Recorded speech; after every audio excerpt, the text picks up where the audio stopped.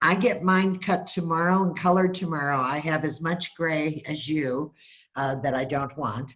And I feel like the shaggy dog. So I'm excited. I can barely just see a little bit of gray. You're covering it well. Oh no, I am covering it well, but no, there's lots there. But the back is not gray. If the back was gray, I think I'd just go gray. I like What is gray. the back? What color is the back? The black is still, it's a darker brown. It's icky. Yeah, I looked at it. Now that it's really long, you can really see. And it's not good. It's not good. So I miss you. It's so good to see you. It's so good to see you too. Who do we have that will be on this? Tell me a little about this. So it's interesting. We started these about 3 weeks ago, and we've averaged between 60 and 70 average. Had a couple spike above that. Mo and Diana, Mark were over 100. And I think with Bold Pivot this week, we may see numbers go down a little bit. There's just a lot of Zooms going on, as you know. Oh, boy, do I. It's a mix of agents in my market center and just people I know across the country, whoever needs a little pick-me-up. Not logistics in the business, but just talking to the heart space. And, well, when you said, come up with something inspirational, I, of course, thought real estate related. So I'm going to talk a little. And that's fine. Yeah, I'm going to talk a little about the real estate end of it. I'm anxious to hear what you're doing for Red Day. We are doing a fundraiser talent show on Zoom.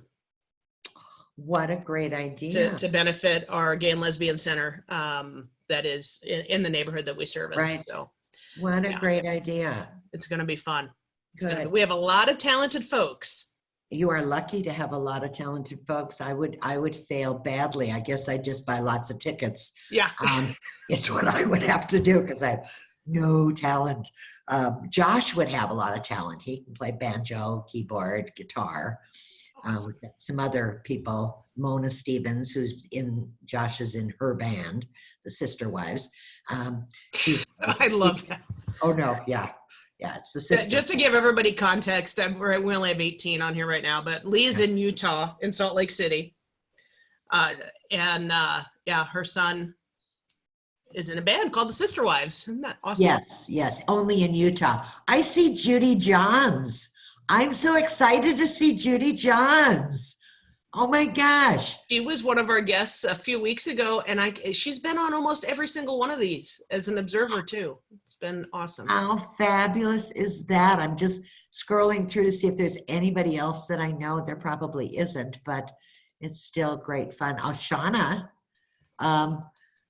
Winters is on here. She's another Utah. Hi, Shauna. Don't see your smiley face, but I see your name up there. Hi, I've even promoted you today for other people in other offices to watch you. Well, thank you very much. You need to turn your video on so we can see your cute face. I would scare you all right now. I just got done working out.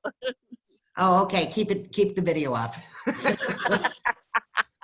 So I want to give a little context, Lee, and it's interesting. I just told Gail, I woke up really heavy, sad this morning. And I was so grateful that you're the guest because I've had a lot of great leadership in this company. And from pretty much moment one that I became a team leader, you've been a mentor in times you really didn't have to, and in some really, really tough times. So thank you for that. It's been entirely my pleasure from the first day we met in Chicago at a team leader boot camp. It has been an absolute pleasure. It's been a good ride, a really good ride. Yeah.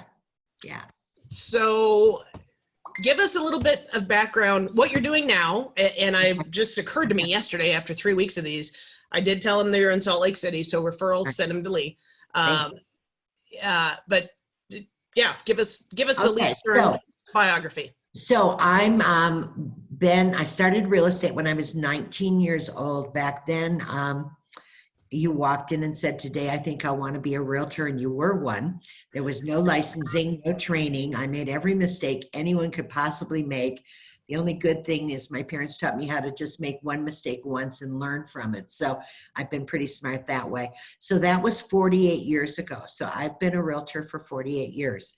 And 18 years ago, was approached about opening up Keller Williams in Utah, and actually was very content, was top dog running a Coldwell Banker office, and really had no desire to make a move, wasn't looking to make a move. I actually had gone to a Coldwell Banker event in North Carolina as one of the top 10% in the company. And I remembered that two of the people from Boston had been talking about this terrible company, Keller Williams, that had come into town to Boston and was just recruiting everyone away.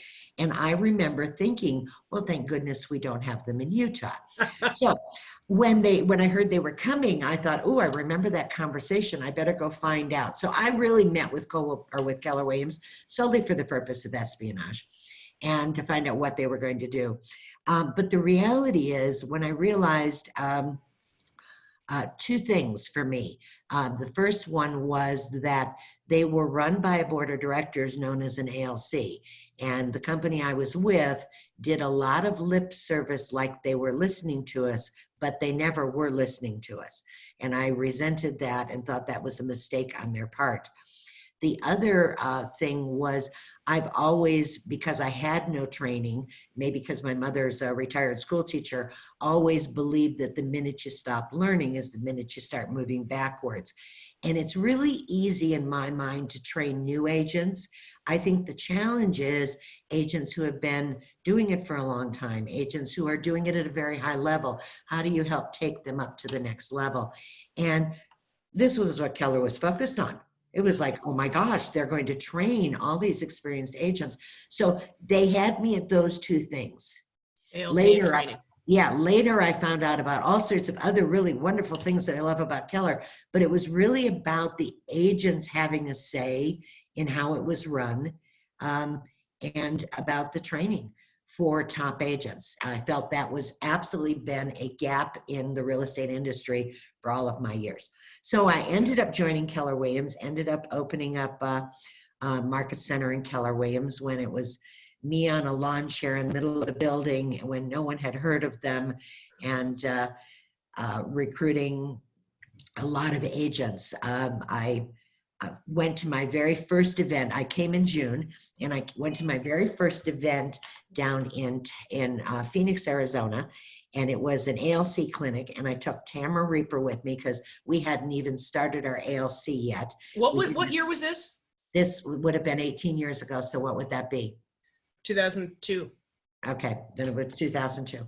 And so we were having our first meeting after this clinic. So Tamara and I go down to Phoenix. There's a room of probably 200 or 300 people. It was a really big regional event, and I couldn't take everybody. All I could do was take Tamara at that point. And so I remember doing the math and figuring it out. One of the questions that Tom, who was the regional director then, and Mary Tennant, who was the guest leader of this class, had asked all of us to figure out what we would profit that next year. And so Tamara and I sat down, we did all the math that they had told us to do. We came up with our number, and we got in the long line to go to the microphone and announce to the entire group what we were going to do. So Tom and Mary were working the line. So as one person's doing it, they're kind of talking to us down there. So Tom got to me and he said, This was Tom Caldwell, right? This was Tom Draney. Tom Draney. Tom Draney. Okay. Yeah, he was the regional director. He's retired regional director for the Southwest region, and Utah was part of that at that time. So I remember he came to me and he said, so what's the goal? Now you have to remember, I opened in June. There were 5 of us.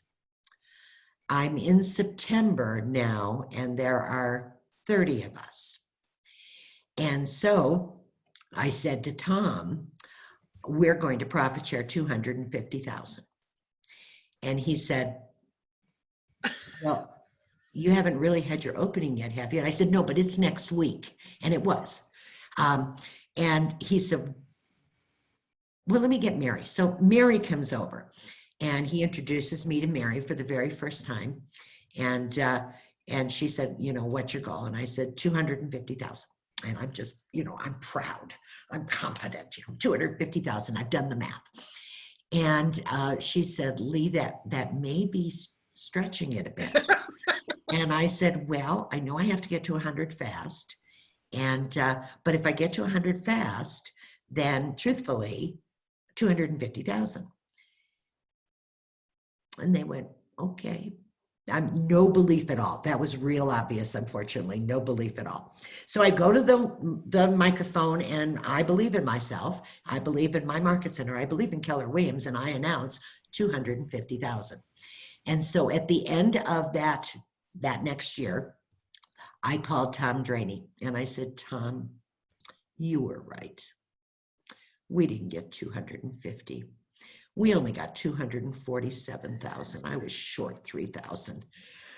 It's amazing to me if you believe in the system that Keller has, whether that's your 33 touch system on command, whether that's your recruiting system as a team leader. The reality is, don't let anybody, even Mary Tennant, which is not easy, sway you from those beliefs, because it really was about the math. All I had to do was recruit 200 people. Well, that's all. I mean, that's a big thing, but right? The thing is, yes, it is a big thing, but it's doable. Well, and for the people who don't know you, right, you are that type of person. When you commit, you commit. And it's going to happen. Mountains will move. Yeah. Well, they told me I could. That was the thing. They said, you could do this. And I went, oh, okay. And so, you know, you look at the Red Book and Gary says, here, you can do this. And my son is a perfect example of that. The Red Book came out the year Josh got into real estate, and which was, I think, 19 years ago. And he got that and he just said, oh, it's like an operations manual. I'll just do what this guy says. And so honestly, Gary's numbers are conservative. If you do what he says, you get that or better. Yeah. And so he has every year. So give that context. So what Josh, your son, now runs the team for which you're still the lead listing specialist, right? Right. Mm-hmm. Okay. Yeah. How big's the team? The team has 3.5 of us who do listings. Josh does nothing. Yeah. So for all those people who think, oh, it's going to be more work to grow a team. No, not so much. Well, Josh took all of last year, 2019, he took off. He and his wife and their very large dog took a very small camper and traveled North America for a year. But prior to that, he was leading our team, but not, I think he took 2 listings the year before that. Mostly he was doing MAPS coaching. He did 27 of the top agents in the country, coaching them. And then this year he's now back, and he's very thankful. He did his travels last year pre-virus, and he's in Gary's top 100 group, and he leads a lot of Zoom calls and leads a lot of Zoom training. We have a director of operations who is our half-time listing person. So we have 3.5 of us that do listings, but Mike really is our director of operations. We have 2 inside sales agents, Clayton and Dave, whose goal is to set together at least 20 appointments a week for us. We have a marketing director, Emily, and a administrator who runs our success team, which is what we call our administrative team. And then we have one person who does the listing side support, our client care coordinator, the WOW coordinator. And then we have one person, Mandy, who does the transaction coordinating for our buyer side. Okay. And then we have, I believe, 6. We have 6. No, we have 7. We have 7 buyer's agents. Okay, so that's a pretty big team. So how many units did you close in 2019? 297, I think. Okay. And with COVID and Corona, what's going on in Salt Lake? So in Salt Lake, we've seen inventory is down 21%. Year over year, April over April, the medium home price is up 12%. What happens when you don't have inventory? It's a challenge in us listing it. So yesterday I was calling, my lead generation for the day was calling all the people in the past who had opted not to sell at that time when I met with them. And I sent off listing appointments, contracts to one of those. And I have 2 other appointments with them because, as I'm explaining, for example, in the last 30 days in my area across the Wasatch Front, 3,300 houses have come on the market. 4,100 have gone under contract. Yeah, San Diego's kind of feeling the same thing. Yeah. Yeah. So I have a lot of people who said, we think, I don't think it's so much realtors. I think a lot of realtors have said it too. But I think buyers and sellers who are feeling like maybe this time is like last time. Yeah. And it is so nothing like it. Yeah. And so it's going well. It's going well. We have 30 under contract to close in May so far. Great. And it's interesting. I just remembered you called me the Saturday before San Diego went into lockdown. So a full week Right. before we went to shelter in place, and told me Josh was making you stay home. Yes. So you've been at home for how long now? I believe it was March 5th or 6th that he made me stay home. All right. And some may or may not know this. You and I are very much alike. We like to be out in nature. So how's this? Well, the good news is 3 weeks ago, they opened up the golf courses and they will allow us to take a separate cart, or in Salt Lake, they'll allow me to walk. And so I have been golfing a couple of times a week, and that keeps my head on straight. Prior to that, how are you keeping your head on straight? Because not really well. I do a lot of crazy eights with my great grandkids, bedtime story with the 2.5-year-old. I've called every single neighbor. My neighbors who I've lived in this neighborhood, it's a gated community for 20 years, have all said to me that they've seen me more in the last month than they have in 20 years. I have so far hosted a Easter egg hunt with chalk eggs on the sidewalks and driveways. I have hosted a book and puzzle exchange in my neighborhood. I have gotten them all free masks. And I've decided that for my Red Day, because I honestly don't know what the office is doing. They're undecided yet, which is why I asked you about yours. So I'm going to see if my neighbors won't be my quarantine. And I am going to ask them to put out on their front porches cans of food donations, and I'm going to take them down to the youth homeless shelter, which is a kind of underserved homeless shelter in Utah. I know here, and Deirdre put in here that another one of our market centers is doing a food drive for the Jewish Family Services. Mm-hmm. All of our food banks here are really suffering.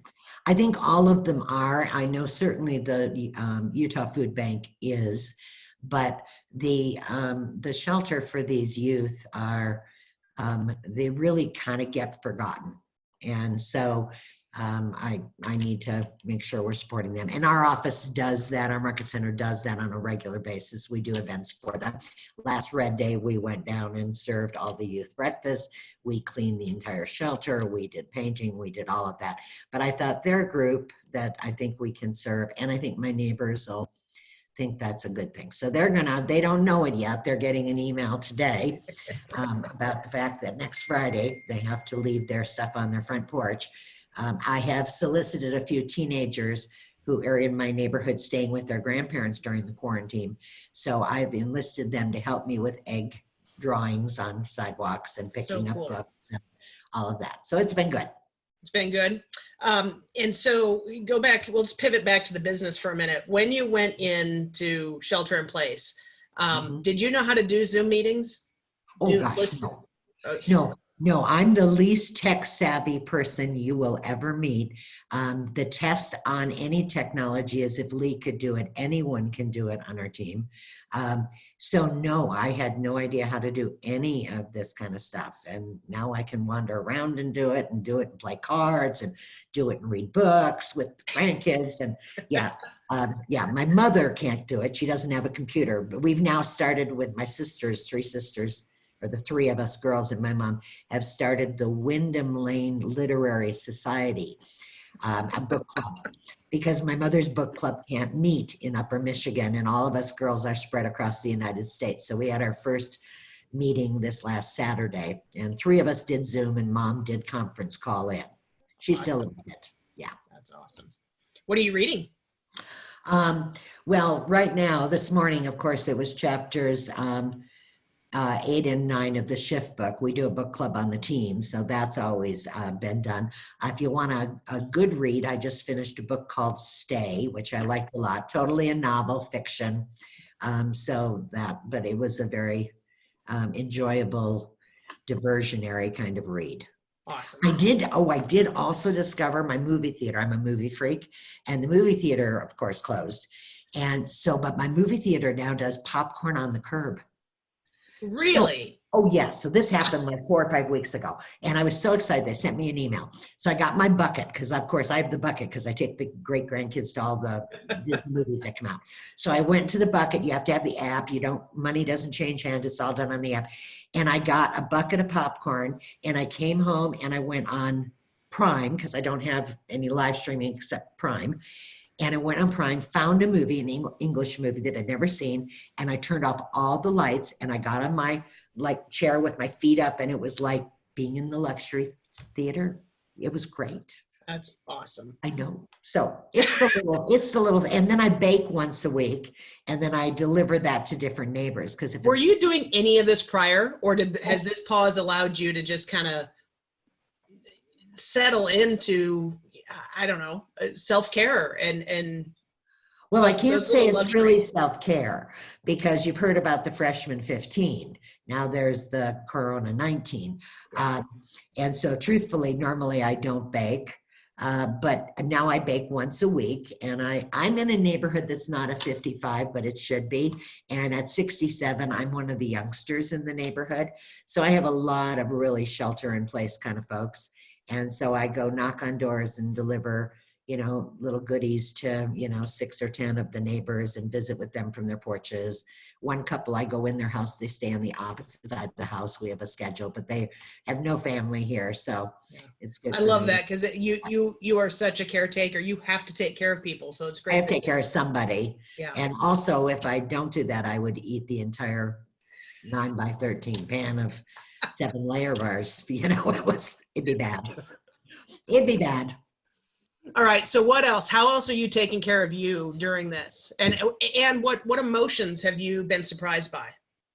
Well, I've always thought I don't like people that well. I don't. And I do a good job of faking You are so full of it. So I love living alone. And I love coming home at the end of a busy day and not having to talk to anybody. I've always said I never want to get married. So now I was married and divorced 36 years ago, but I thought I'll never get married again. Well, I've thought now I understand why people get married. Because you're by yourself in this house all the time. It was really nice when it was like from 8 o'clock at night on, Right. But now it's all the time. And so, part of going and seeing the neighbors is self-defense, somebody to talk to. But it was really fun. I have 140 neighbors. I called every single neighbor the first week of my quarantine and just checked on them.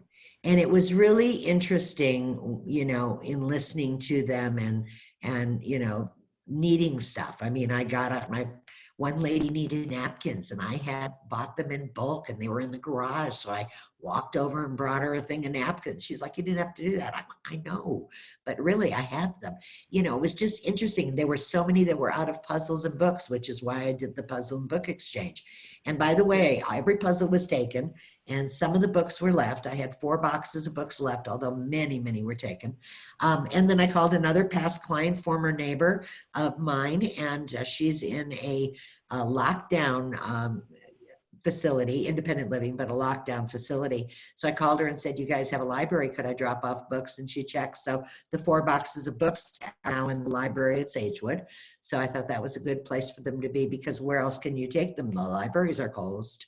Yeah. You know, every Savers and Deseret Industries and Salvation, they're all closed. So it's a challenge. What's your time frame for phasing, right? This whole, are you guys getting closer to? They've started phasing. They've started phasing as of this week. They've started phasing. So I think that I haven't gone out. I'm still under strict quarantine, so I haven't gone out. But I think that some of the stores are beginning to open. Josh said his gym opened. Josh has not gone back to the gym, but it means his gym workouts on Zoom are not happening now because the gym is opened. Right. I am getting my hair cut tomorrow after more than 2 months, but she's a single person in a single shop, separating her people, and she'll be in a mask and I'll be in a mask. So I feel good about that. So they're starting to open some things. School, of course, is going to be out for the year. I did yesterday order, and they arrived, gift certificates to my daughter-in-law and son-in-law for being the teachers for Teacher Appreciation Week. So they were excited to get their little awards for that, their little gift certificates for being great teachers. And I hope that everybody thinks about doing that for the parents that they know that are having to teach, because that's the other, I've called every single one of my clients, and you know, you love teachers before, but boy, do you have appreciation for them now. Boy. It's so funny to say, you know, you've made the decision to remain single, and my gosh, you're stuck in your house all by yourself. Judy Johns, I would love to hear from her. She's, you know, obviously married to Coach, and right. I'm guessing there's good and bad of being completely alone in your house. And Eve Jack, my assistant, I love this. She said, could they please, her and Steven, be your honorary grandkids? They love your humor and energy. I did have to do, my 8-year-old great grandson turned 8 3 weeks ago, and I couldn't be there for his birthday. So I had gotten him a birthday bike, and I got some presents, and I had presents for his 2 sisters, so they'd each have something too. And then I get open house balloons, you know, every week virtually of my life. So they're on speed dial. So I called my store, I paid for them over line. I made them hook them up someplace where on a clip away from everybody else. I picked him up before the store really opened and all of that. And I took them out and I tied balloons to everything, put them on his driveway, and then called him to wish him happy birthday. And I said, you know, I'm so sad I can't see you, but if you come out in the driveway, I'm in my car and we can talk, but you can't, you know, I can't give you a hug. So he came out, and that's how he got surprised by all the balloons and his bicycle and all the presents. So yeah, and cupcakes, birthday cupcakes. So it was, yeah, it was a good birthday in spite of the fact that we can't be together. So I think the fun part about this whole thing is that you come up with alternative ways to interact. You have to. I mean, you have to. Well, you don't. I'm guessing that there are probably a lot of agents.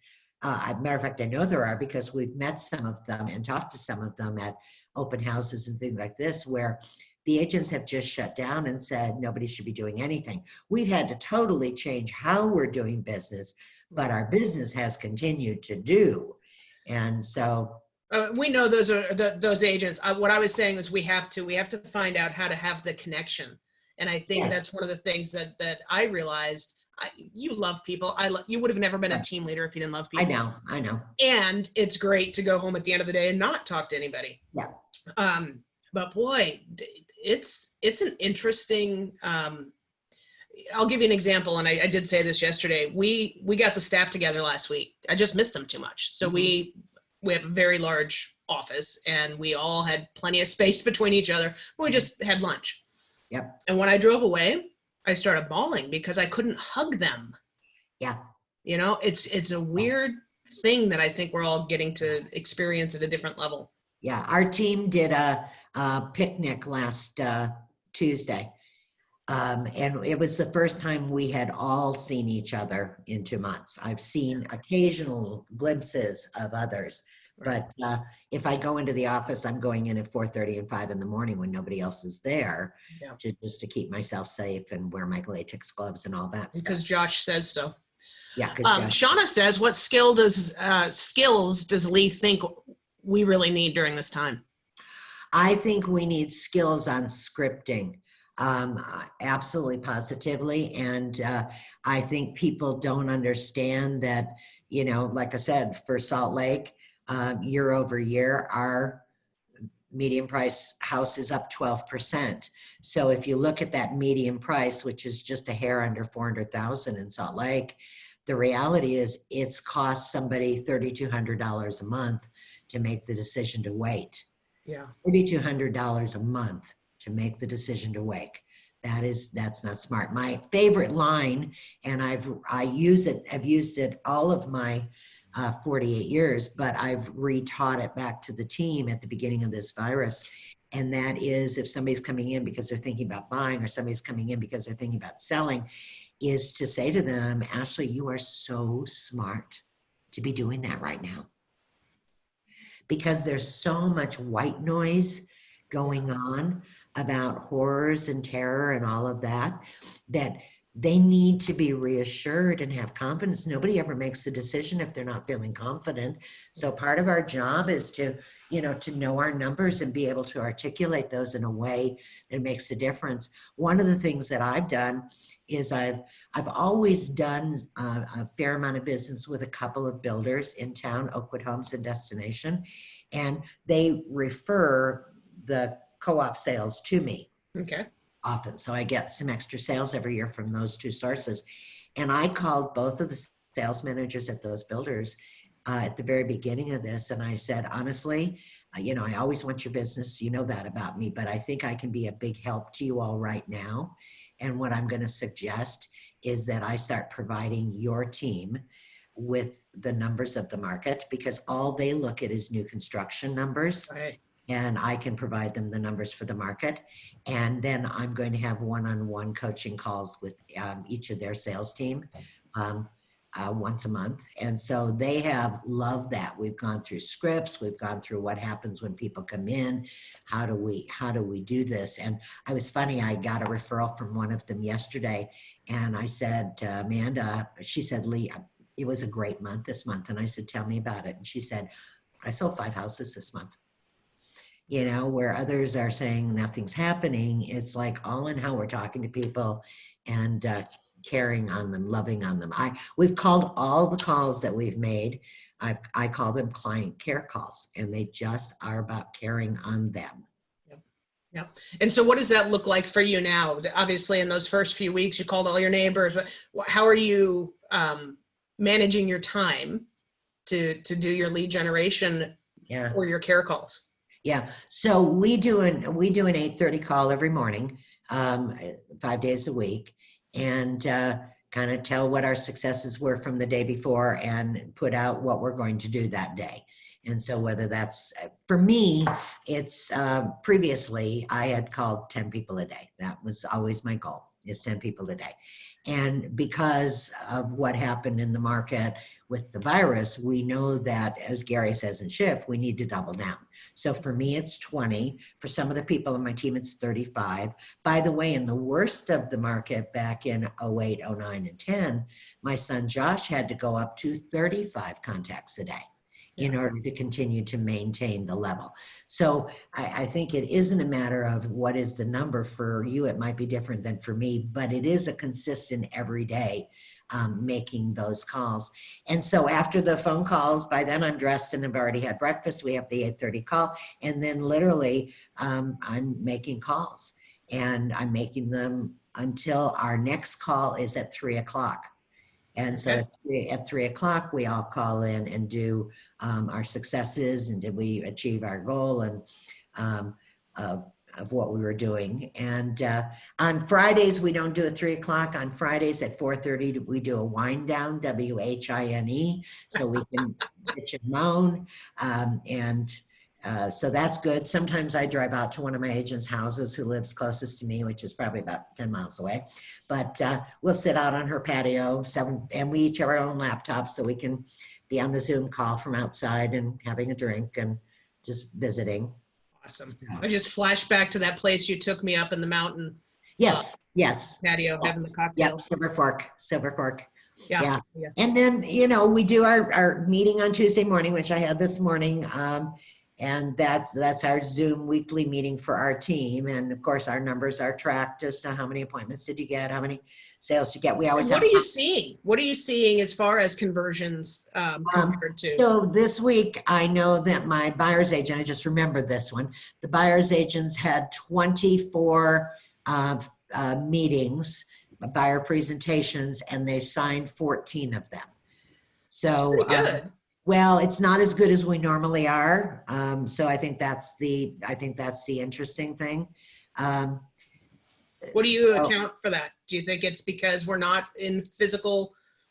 I think part of the account, well, some of them are done physically, some are done on Zoom. I have one of our agents is in Florida. He's been in Florida since the quarantine. He gets back next week, but he is set, he's averaging about 4 appointments a week, and his percentage of signing, and he's all Zoom, is very, very high. Marissa, who's been on the team 6 months, she's had one person not sign. She has 30 some buyers that she's working with. Wow. Yeah. And we might need an intro there. Maybe she should teach a class on what she's doing. You should, you actually should have her do her buyer consultation. She, of course, to be able to do them to the public, she had to do them in front of me. It's always the scariest part. They have to videotape. Trial by fire. And then they do videotape of their own. And then their second time, they have to do it in front of me.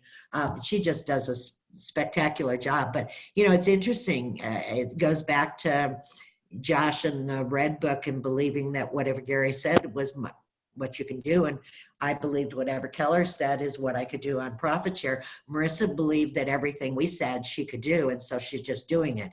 It's wonderful when you don't know better. Yeah. Ignorance is bliss sometimes. It is. Yeah. Too often we tell stories between our ears that are totally fairy tales. Yeah. Yeah. One thing that when you were telling your early KW story, again, for my people who don't know you, you were a team leader. When I met you, you were a team leader. And that's how you were mentoring me. How long were you a team leader? I was a team leader for 11 years and I was regional director for 7 years. Okay. So in those, and I know you're loving doing the lead listing thing, but right. In those years, and it was through 2008, 9, 10, you right. know the heaviness that team leaders carry in a time like this. Absolutely, right? I did. And team owners or anybody in leadership. Yeah. So what are some tips that you would give to getting through that? One is take care of yourself. I think we have a tendency as team leaders to not do that and take care of everybody else but ourselves. So one would be to take care of ourselves. Be sure that you're in coaching with your top 20%. I used to do twice a month. Wednesdays was my coaching day. Shauna will remember this, but they'd get 30 minutes every other week with me, my top 20%. So staying in touch with them, I think was hugely important, as much for me as for them. Josh used your personal file. Sorry. Tell him hi. I know I'm saying I can't talk to him. I'll tell him you said hi when I call him back.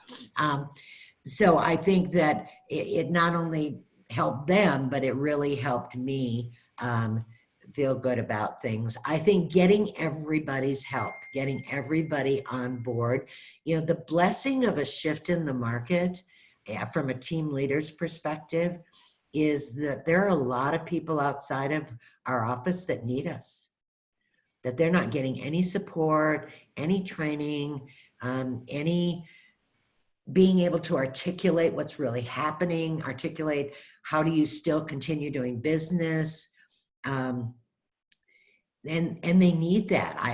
I'm still getting calls now. I mean, I got a call from one of our agents down in the Orem office last week, and I gave him a week to make commitments, and he reported back his commitments to me yesterday on an email, and he's going to do just great. But sometimes you just need that, and I think what a gift we have.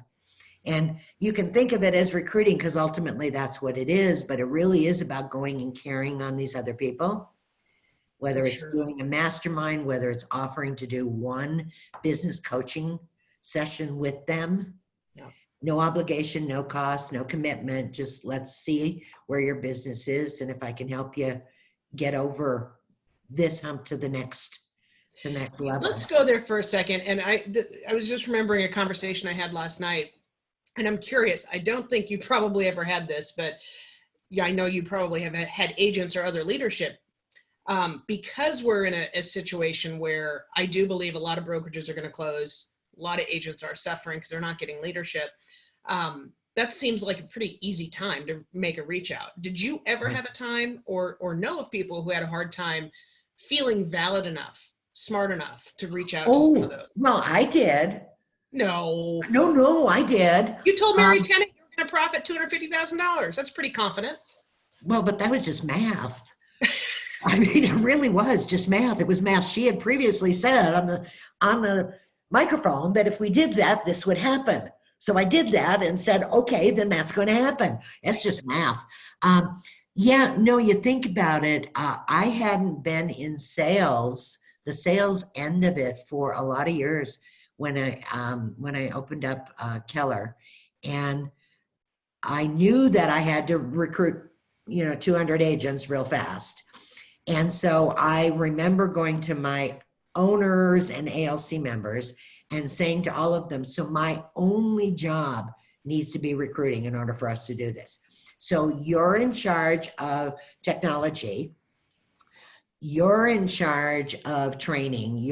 I didn't teach a class in my market center the first 2 years I was opening it. You're kidding.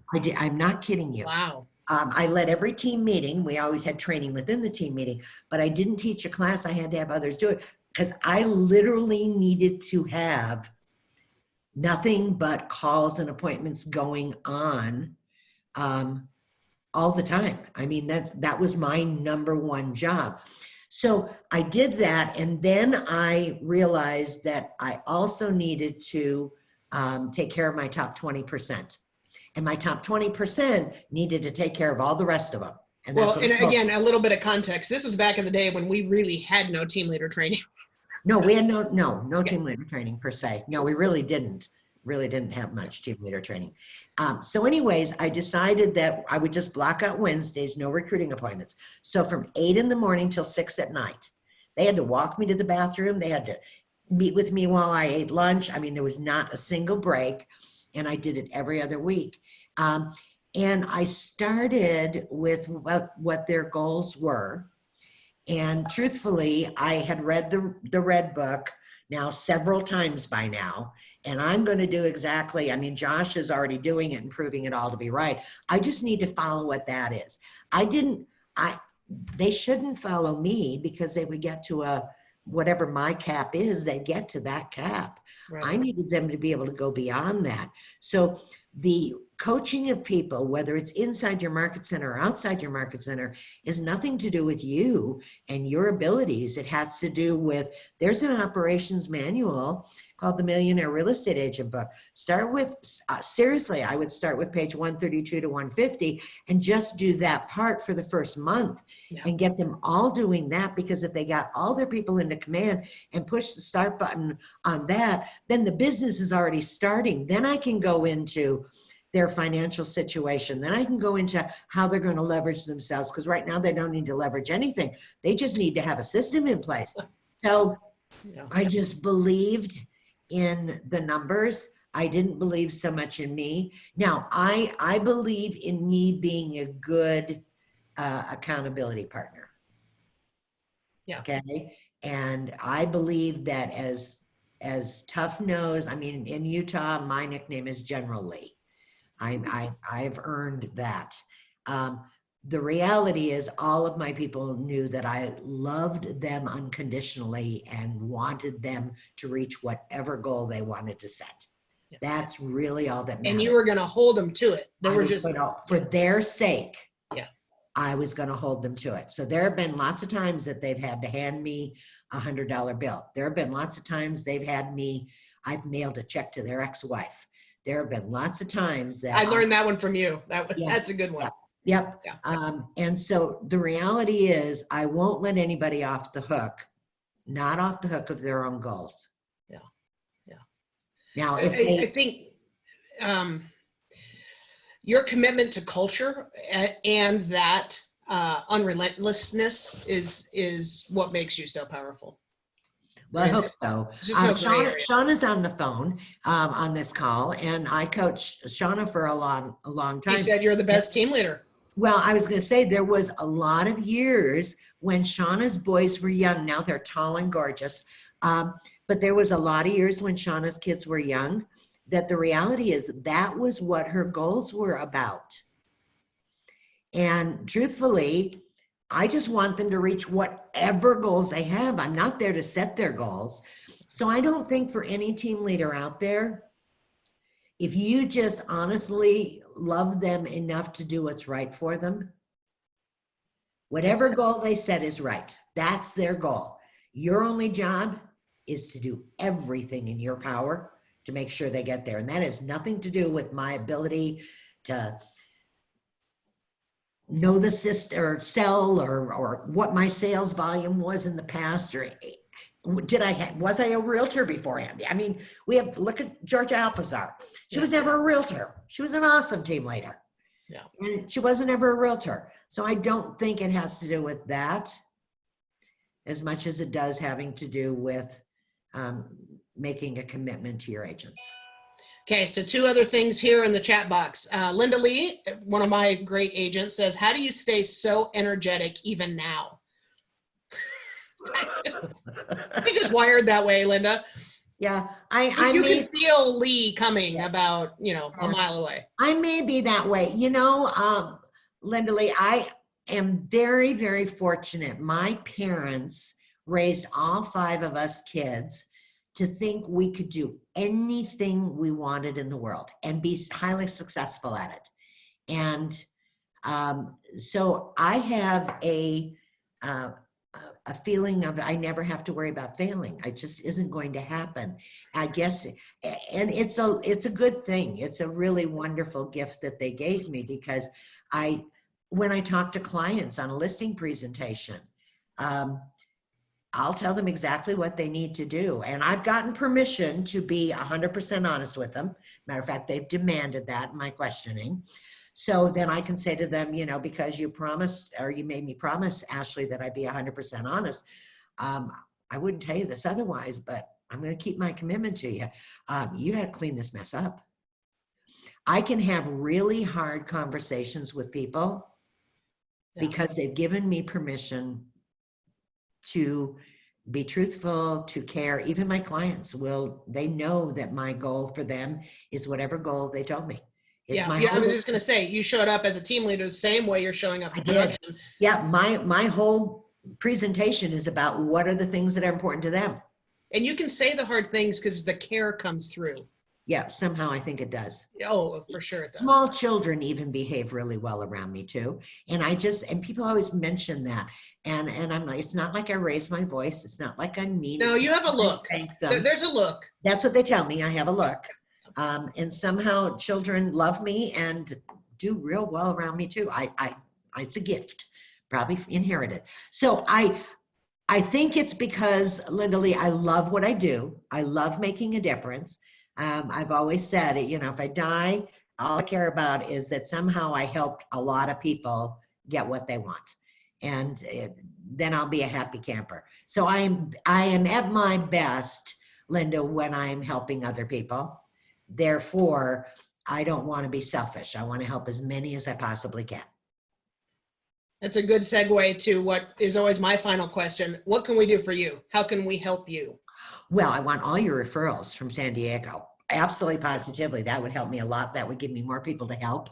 I would like that a whole lot. Otherwise, I think just even being invited to be on this call today and be a part of it is a way to energize. I think that the way I'm going to hit my neighbors up about this quarantine thing is exactly what we're doing here.